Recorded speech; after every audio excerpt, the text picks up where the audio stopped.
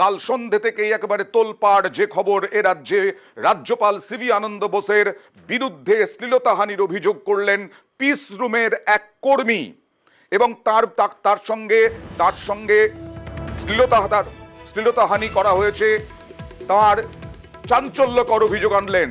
রাজ্যপালের বিরুদ্ধে কুইঙ্গিতের অভিযোগ আনলেন।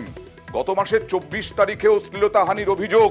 রাজভবনের ওসির কাছে অভিযোগ এই নির্যাতিতার। হেয়ার স্ট্রিট থানায় লিখিত অভিযোগ দায়ের করেন তিনি হেয়ার স্ট্রিট থানায়। প্রথমে রাজভবনে যে ওসি, তার কাছে অভিযোগ,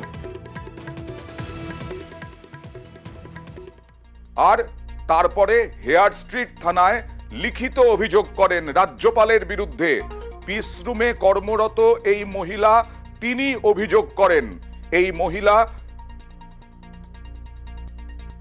হেয়ার স্ট্রিট থানায় লিখিত অভিযোগ করেন।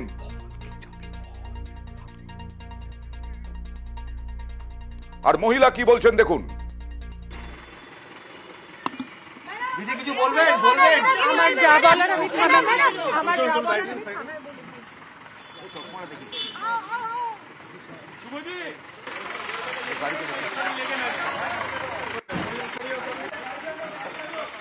আর এবার ডিসি ইন্দিরা মুখোপাধ্যায়, তিনি কি বললেন দেখুন। একজন মহিলা যিনি রাজভবনের স্টাফ, উনি এসে একটা কমপ্লেন এনেছেন শ্লীলতাহানির।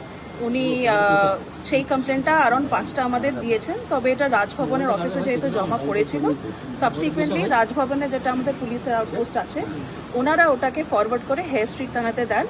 সাবসিকুয়েন্টলি ওটা আমরা নথিভুক্ত করেছি এবং আমরা ইনকোয়ারি করেছি। এটা কমপ্লেন আছে মানে হিজ এক্সেলেন্সি গভর্নরের এগেইনস্টে। আপনাদের কি এখতিয়ারের মধ্যে পড়ে গভর্নরের বিরুদ্ধে ইনকোয়ারি করেন?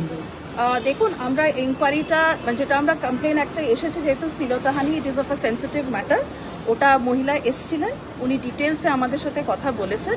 আমরা এটাকে আপাতত এটা ইনকোয়ারি করছি এবং আমরা আমাদের যেটা ল ডিপার্টমেন্ট এবং কনস্টিটিউশনাল এক্সপার্ট যারা আছে তাদের সাথে আমরা এই বিষয়ে কবে ঘটনা ঘটেছিল বা সেটা উনি কিছু বলেছেন?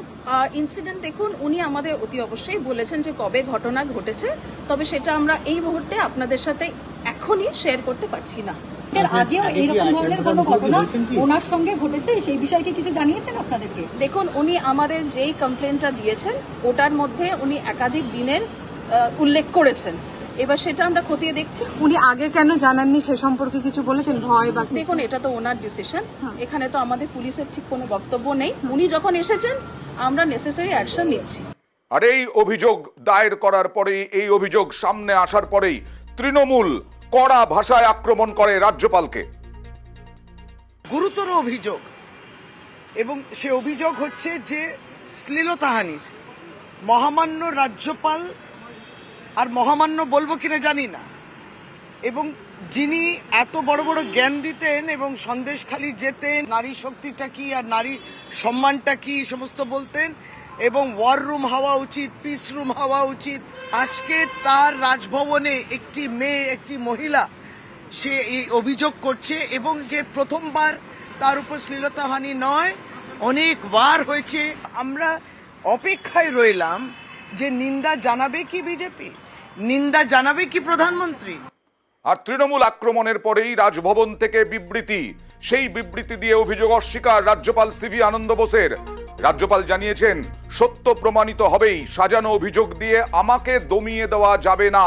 আমার ভাবমূর্তিতে কালি লাগিয়ে যদি কেউ ভোটের ফায়দা চায়, ভগবান তাদের মঙ্গল করুন। রাজ্যে দুর্নীতি ও অশান্তির বিরুদ্ধে আমার লড়াই চলবে। আর রাজ্যপালের বিরুদ্ধে এই যে অভিযোগ, তাতে চক্রান্ত দেখছেন দিলীপ ঘোষ। তৃণমূলকে নিশানা করলেন বর্ধমান দুর্গাপুরের বিজেপি প্রার্থী। রাজ্যপাল নিয়ে গতকাল যে ঘটনা ঘটেছে, রাজ্যপালের বিরুদ্ধে যে অভিযোগ, সেই প্রসঙ্গে কি বলবে? এর আগে অনেক অভিযোগ করার চেষ্টা হয়েছে। টিএমসির রাজনীতি এখন মাটিতে নেমে গেছে, মাটির নিচে চলে যাচ্ছে। এরা রাষ্ট্রপতিকে বদনাম করেছে, প্রধানমন্ত্রী, স্বরাষ্ট্রমন্ত্রী, আমাদের পার্টির সর্বভারতীয় প্রেসিডেন্ট, আরো নেতা এখন রাজ্যপালকে ধরেছে। এই ধরনের ওঝা রাজনীতি করে নির্বাচনে জেতা যায় না। এটা নূতন নয়, আমরাও জানতাম এই ধরনের চক্রান্ত চলছে, আর সেটা আজকে প্রকাশ্যে এসেছে। এই চলল কালকে দিন।